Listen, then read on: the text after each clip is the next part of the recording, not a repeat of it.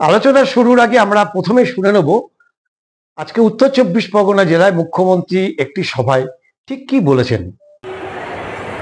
একটা বিশেষ করে তৃণমূল কংগ্রেসের জয়কে সুনিশ্চিত করবার জন্য নির্মল ঘোষকে চেয়ারম্যান করে ব্রাত্য বোস, শোভনদেব চট্টোপাধ্যায়, রথীন ঘোষ, চন্দ্রিমা ভট্টাচার্য, সুজিত বোস, তাপস রায়, নারায়ণ গোস্বামী, বীণা মণ্ডল, নুরুল ইসলাম, বিশ্বজিৎ দাস, গোপাল শেখ, মমতা ঠাকুর, সুরজিৎ বিশ্বাস, সুকুমার মাহাতো, রফিকুল ইসলাম মণ্ডল, তাপস দাশগুপ্ত, রফিকার রহমান, ATM আবদুল্লাহ, গোবিন্দ দাস, এদের নিয়ে একটা আমি কোর কমিটি তৈরি করব এবং অন্যান্য সাংসদরা এবং বিধায়করা তারা এই কমিটিতে তাদেরও আমন্ত্রণ জানানো হবে। প্রতি 10 উত্তর 24 পরগনার 5টি লোকসভা আসনের জয় সুনিশ্চিত করার জন্য মুখ্যমন্ত্রী কোর কমিটি তৈরি করলেন। কোর কমিটিতে একাধিক ব্যক্তির সেখানে নাম আছে, কিন্তু একজন সাংসদের নামও তিনি সেখানে উল্লেখ করেননি। যদিও তিনি বলেছেন যে পরবর্তীকালে সাংসদ এবং সমস্ত বিধায়কদের আমন্ত্রণ জানানো হবে, কিন্তু কোর কমিটিতে কোনো সাংসদের নাম তিনি উচ্চারণ করেননি। এটা থেকে তিনি কোনো ইঙ্গিত দিলেন?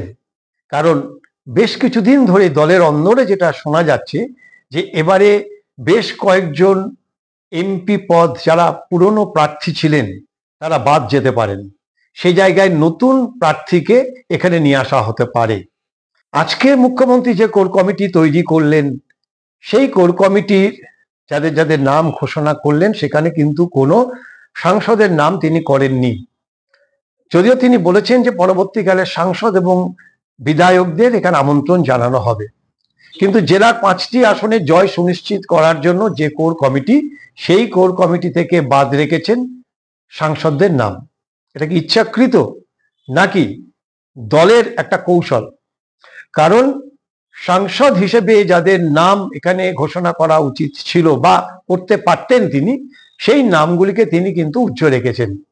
বেশ কিছুদিন ধরে দলের মধ্যে একটা গুঞ্জন আছে যে এবারে বেশ কয়েকজন প্রার্থী বাদ যেতে পারেন, তাদের জায়গায় নতুন মুখ এবার প্রার্থী পদে দাঁড় করানো হতে পারে। উত্তর 24 পরগনা জেলার আজকের যে সভা, সেই সভায় মুখ্যমন্ত্রী যে ইঙ্গিত দিলেন সেটা কি তারই একটা ইঙ্গিত দিয়ে গেলেন তিনি? কারণ ইতিমধ্যেই আপনারা জানেন যে বিজেপি একেবারে সর্বশক্তি নিয়ে ঝাঁপিয়ে পড়েছেন। তাদের কেন্দ্রীয় স্বরাষ্ট্রমন্ত্রী এবং সর্বভারতীয় সভাপতি দুজনেই এখানে এসেছেন এবং টার্গেট 35টি আসন জয়ের লক্ষ্যমাত্রা তারা দিয়ে গেছেন। একেবারে পূর্ণ উদ্যমে ঝাঁপিয়ে পড়েছে বঙ্গ বিজেপির ব্রিগেড। তাকে চ্যালেঞ্জ জানানোর জন্য তৃণমূল কংগ্রেসের তরফ থেকে এই সভা এবং আজকের মুখ্যমন্ত্রী কোর কমিটি নিয়ে তিনি যে ইঙ্গিত দিলেন, এটা কিন্তু যথেষ্ট ইঙ্গিতপূর্ণ বলেই মনে করা হচ্ছে। কোনো সাংসদের নাম তিনি এখানে ঘোষণা করেননি। 2019 সালে এই 5টি আসনের মধ্যে, অর্থাৎ জেলার যে 5টি লোকসভা আসন, সেই লোকসভা আসনে 3টি আসনে তৃণমূল কংগ্রেস জয়লাভ করেছিল, বাকি 2টিতে বিজেপি জয়লাভ করেছিল। যদিও ব্যারাকপুর লোকসভা কেন্দ্রে অর্জুন সিং এই মুহূর্তে তৃণমূল কংগ্রেসে, ফলে অর্জুন সিং এর নাম তিনি যেমন ঘোষণা করেননি, তেমনি পাশাপাশি কারোর নামই তিনি কিন্তু এই কোর কমিটিতে রাখেননি যারা গতবার লোকসভা আসন জিতেছিল। তৃণমূল কংগ্রেসের কাছে সব থেকে মাথা ব্যথার বেশি কারণ ব্যারাকপুর লোকসভা কেন্দ্র, কারণ এই মুহূর্তে ব্যারাকপুর লোকসভাতে বিধায়ক এবং সাংসদদের মধ্যে যে গোষ্ঠীদ্বন্দ্ব তা একেবারে চরমে উঠেছে।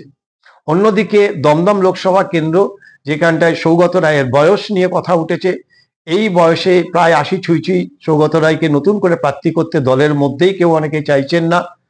অন্যদিকে বসিরহাটে নুসরাত জাহান, যার আদব কায়দা, যার চালচলন নিয়ে ওখানকার মানুষ কিন্তু যথেষ্ট ক্ষুব্ধ। সংখ্যালঘু সম্প্রদায় তারা এই ধরনের চলাফেরা বা এই ধরনের যেভাবে খোলামেলা দৃশ্য বা খোলামেলা পোশাক তিনি পরে ঘুরে বেড়ান, তারা কিন্তু সেটা ভালোভাবে নিচ্ছেন না। ফলে এই 3টি আসন নিয়ে কিন্তু ইতিমধ্যেই তৃণমূল কংগ্রেসের মধ্যে আলোচনা শুরু হয়েছে। এছাড়াও রয়েছে বনগাঁ, যেখানটা মতুয়া সম্প্রদায়ের বাস বেশি। বনগাঁতে কিন্তু শক্তপোক্ত একজন নেতা খুঁজছেন তৃণমূল কংগ্রেস। এখন ঠাকুর পরিবারকে চ্যালেঞ্জ জানানোর মতো বা শান্তনু ঠাকুরের যদি টিকিট পায়, না পেলেও ঠাকুর পরিবারের যদি কেউ টিকিট পায় বিজেপির তরফে, তাহলে তাকে প্রতিরোধ করার জন্য, কমব্যাট করার জন্য সেখানে কিন্তু ওই ঠাকুর পরিবারের একমাত্র মমতাওয়ালা ঠাকুর রয়েছেন, যাকে আবার প্রার্থীপদে দাঁড় করাতে পারে। বারাসাত লোকসভা কেন্দ্রে কাকুলি ঘোষ দস্তিদার প্রত্যেকেই জানেন, অত্যন্ত বিচক্ষণ এবং সুবক্তা এই সাংসদ, শিক্ষিত। তার ভাষণ লোকসভায়, তার যে ভাষণ, সে ভাষণ কিন্তু প্রত্যেকের নজর কেড়েছে। কিন্তু বারাসাত লোকসভাতেও বেশ কিছু গোষ্ঠীদ্বন্দ্বের কথা বারবার করে উঠে আসছে। ফলে এই সব দিকটা মাথায় রেখে আজকের জনসভা থেকে যে কোর কমিটি তিনি ডাক দিয়ে গেলেন বা নিজেই তৈরি করে দিয়ে গেলেন, যাদের নাম তিনি বললেন, সেখানটায় এমন কিছু নাম রয়েছেন যে যারা একেবারে ঘরে বসে গেছিল, যাদেরকে একঘরে করে দেওয়া হয়েছিল। তার মধ্যে উল্লেখযোগ্যভাবে বারাসাত তাপস দাশগুপ্তের নাম উঠে এসেছে। একেবারে পুরনো তৃণমূল কংগ্রেস যারা করেন জেলায়, তারা প্রত্যেকেই জানেন যে তাপস দাশগুপ্ত এবং গোপাল মুখার্জি দুজনেই একসাথে পার্টি করতেন। পরবর্তীকালে এই গোষ্ঠীদ্বন্দ্ব এবং তৃণমূল কংগ্রেসের ভেতরের যে রাজনীতি, সেই রাজনীতির কারণে তাপস দাশগুপ্তকে একঘরে করে দেওয়া হয়। অত্যন্ত সুদক্ষ সংগঠক। এবারে লোকসভা কেন্দ্রে মুখ্যমন্ত্রী তাকে কোর কমিটিতে ঢুকিয়ে সম্ভবত এই বার্তাটা তিনি দিতে চাইলেন যে পুরনো দিনের যারা তৃণমূল কংগ্রেসের নেতা, যারা দক্ষ সংগঠক, তাদেরকে লোকসভা কেন, তাদেরকে রাজনীতিতে ভালোভাবে তৃণমূলের কাজে লাগানো হবে। সবাই জানে যে এই তাপস দাশগুপ্তর সঙ্গে কার কার বিরোধ রয়েছে, নারায়ণ গোস্বামীর সঙ্গে কার বিরোধ রয়েছে, বারাসাত লোকসভা কেন্দ্রে বিরোধ কার কার মধ্যে রয়েছে, এটা কিন্তু সবাই জানে। ফলে মুখ্যমন্ত্রী আজকে যে কোর কমিটি তৈরি করলেন এবং সেখান থেকে যে 5 জন সাংসদের নাম তিনি উজ্জ্বল রাখলেন, সেটা কি ইচ্ছাকৃত নাকি দলের একটা কৌশল, সেটা সময় বলবে। তবে সকালের সূর্য বা সকালবেলাটা যদি কোনো ইঙ্গিত হয়, তাহলে কিন্তু এটা বলার অপেক্ষা রাখে না।